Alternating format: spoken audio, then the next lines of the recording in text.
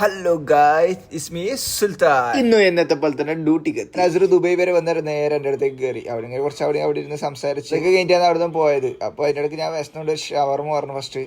അതില്ലാത്ത തുടക്കം ഇത് ഒരു തുടക്കം മാത്രമാണ് കേട്ടാ. അതിന്റെ ഇടയ്ക്ക് മിദ്രാജ് ജാബി അബുദാബിനെ കാണാൻ ഇത്ര ഷോ ഇടുന്നുണ്ടെന്നല്ലോ. ആളെല്ലാം നമ്മളെ പോലെ തന്നെയാണ്. ജാബി ശരിയായ അവര് യാത്ര അയച്ച് തിരക്കും കാര്യങ്ങളൊക്കെ തുടങ്ങി. അതിനിടയ്ക്ക് ഫുഡ് കഴിക്കാൻ വിചാരിച്ചു.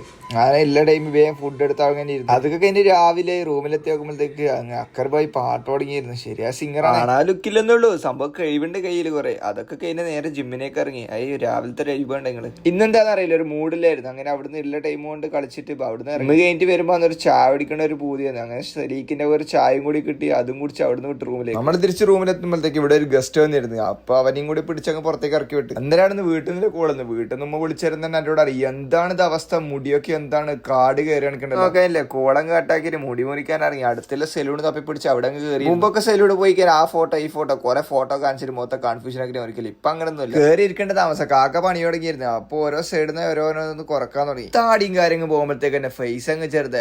ഇപ്പൊ എന്താ രസം എന്നറിയാം. എന്ത് ചെയ്യാൻ പാരമ്പര്യമായിട്ട് ലുക്ക് ഉണ്ടല്ലോ. അതാണ് ഏക ആശ്വാസം. ഒരു സലാം കൂടി പറഞ്ഞു. അവിടുന്ന് എസ്കേപ്പ് ആയി. അപ്പൊ ഓക്കെ, അടുത്ത വീഡിയോ കാണാം.